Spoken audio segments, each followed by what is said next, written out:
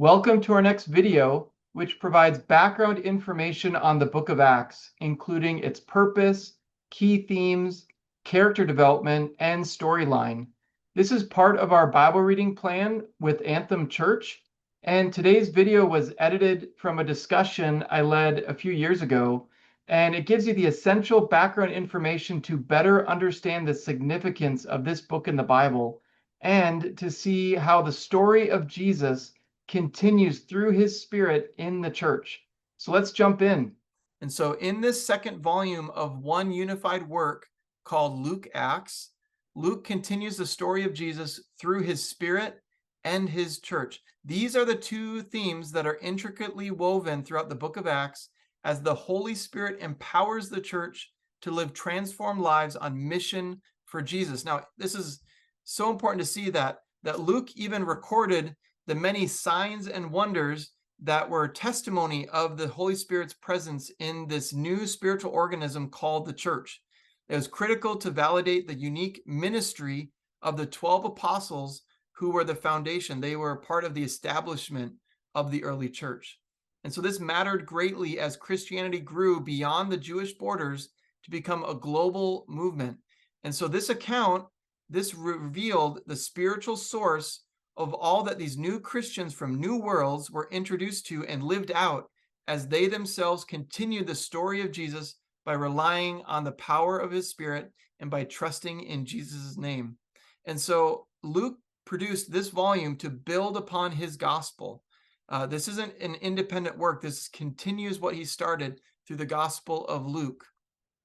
And it was just the beginning point for him to show all of what Jesus continues to do and teach through his spirit and his church, not only in the book of Acts, but as today's church follows in their footsteps. So really the story of Jesus is just getting started.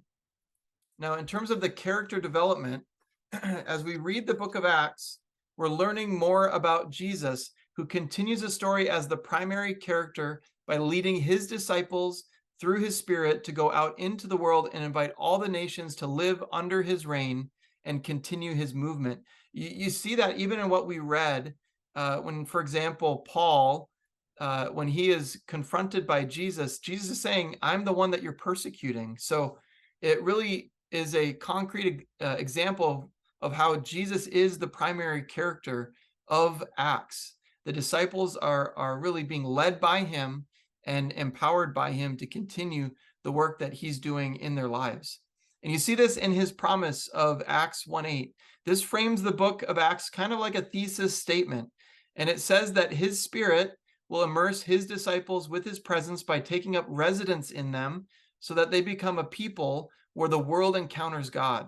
And so this means that even the stories about his faithful followers, including the original disciples that we already met in the Gospel of Luke, but then also his new followers as well, such as Paul and Barnabas and Apollos, all of their stories are really about Jesus, who is working in and through them as they trust the guidance of the Holy Spirit to lead them, as they share the good news of their risen Lord, and as they form diverse communities united in their allegiance to him and his teachings. Jesus chose his followers to build his church with him so that his church brings his presence into the world. By themselves, these men and women can only offer themselves, but with Jesus indwelt in them, they powerfully share his life and story with the world in the book of Acts. So this is really a story of Jesus.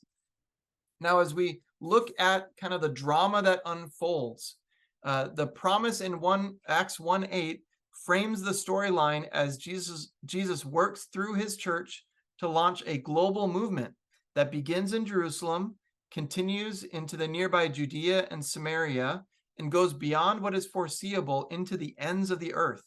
And so the storyline of Acts is shaped by the growth of the church as the gospel moves out into the world, the good news of Jesus. And so with the original group numbering about 120 believers, as we look at the start of the church with the Spirit coming down in chapter 2, the church began, and it was birthed in Jerusalem. And we saw that right after that, they added about 3,000 to their number, which is an incredible response. And then moving ahead to chapter 6, the church has grown as the disciples multiplied greatly. They didn't add at that point, they multiplied, that they were each taking responsibility for the mission that Jesus had given them to share with those that they encounter, and it started to multiply. And that leads up to chapter 8, when the persecution scatters their witness into Judea and Samaria, thus moving the church out into new ethnic groups.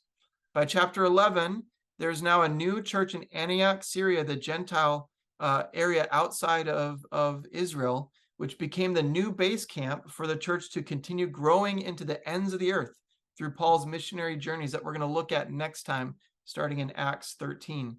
But looking all the way to the end, finally in chapter 28, Paul arrives in Rome, which is the center of the known world. And that implies the work continues with the reader, who will follow in their footsteps and bring a gospel witness beyond the known world into the ends of the earth, and thus grow the church into new places and new people groups. And so in short, the book of Acts is the story of Jesus working through his church to launch a global movement that changes our world.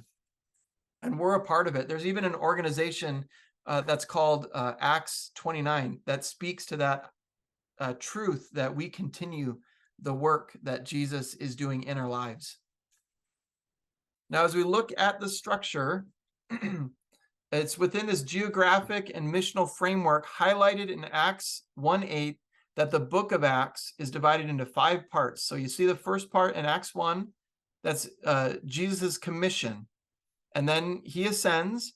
And so in Acts 2-7, the focus is on the arrival of the Spirit and the birth of the church in Jerusalem. Not just a new church plant, but the church began in Acts 2.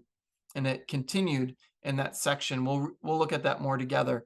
Then in Acts chapter 8-12, Luke describes their life within the Jesus movement as it extends into Judea and Samaria. And then in chapters 13-20, Luke recounts the mission of the church that extends into the ends of the earth. So it's going according to Acts 1:8 said.